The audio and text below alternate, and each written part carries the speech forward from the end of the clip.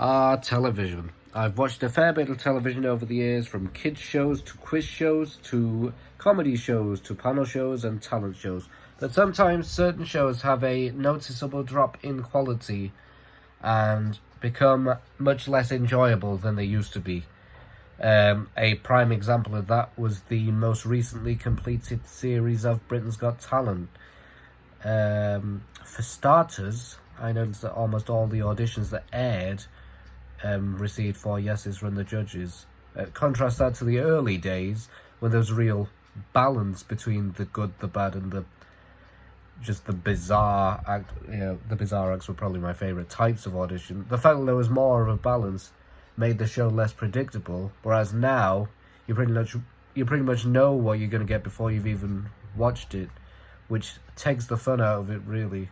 But the thing that really bugged me about this year's was, in previous years, the highlight of the programme, something I really enjoyed, was the ITV2 spin-off show, Britain's Got More Talent, where some acts that didn't air on the main show would feature on the spin-off during the audition stages. And that spin-off show being part of Britain's Got Talent's identity makes sense to me, as it makes sure that most of the acts get shown, really, good, bad or otherwise. And it also means more content for the viewers who want to see more of the act. I feel like with the main show with Britain's Got Talent, a lot of them just air as part of montages, whereas on the spin-off show they always showed the full audition, which I preferred. The fact that it wasn't airing alongside the most recent series was very noticeable, because a lot of the time I found it much more enjoyable than the main show, particularly in the live stages where the judges' chats and mini games with Stephen Mulhern, who hosted it, they were a huge highlight. Stephen, he was a huge highlight as well. His chats with the judges, they were always funny. I think after the pandemic, 2020, we were in lockdown for the whole year essentially, and then Britain's Got Talent wasn't on in 2021. 2022 would have been the perfect opportunity to bring it back. I can somewhat understand not having it in 2020 because of the lockdown affecting that series, the production of that series, but with the world seemingly going back to normal and restrictions easing now, hopefully that means Britain's Got More Talent can make a triumphant return in 2023. You think about it, Stephen was just as big a part of the Britain's Got Talent family as Ant and Dec. I know he still does In for a Penny, and he's funny on there, but his best programme was Britain's Got More Talent by... It's not even close. His best programme was Britain's Got More Talent.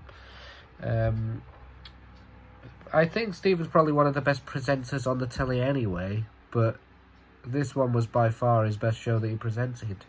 I think the reason given in the press for it being axed at the time was that that younger viewers don't really have the appetite for spin-off shows anymore, and they prefer online content.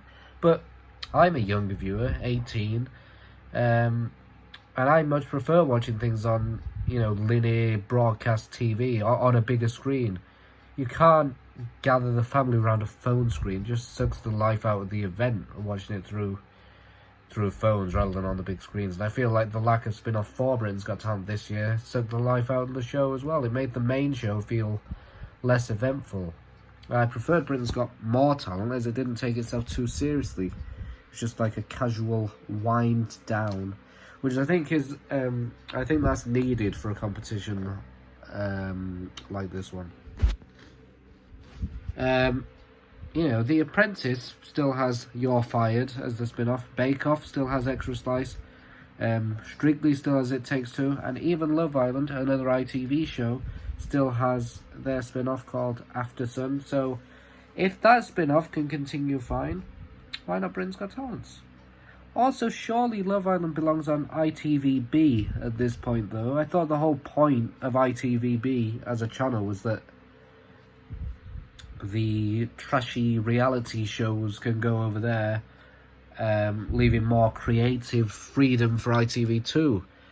ITV2 used to be very creative with these spin-offs. I'm a Celebrity, they had Extra Camp, Extra Factor as well. They were good fun, but the I'm a Celebrity and the X Factor spin-offs, they were never as easy to follow or to get invested with because of the presenters changing near enough every year. Whereas Britain's Got More Talent stuck with Stephen the whole way through, which made it easier as a viewer to stay invested. And that spin-off was probably the most creative one, because it just felt like you were having a bit of fun with your friends in a pub after a big event and it's just being filmed.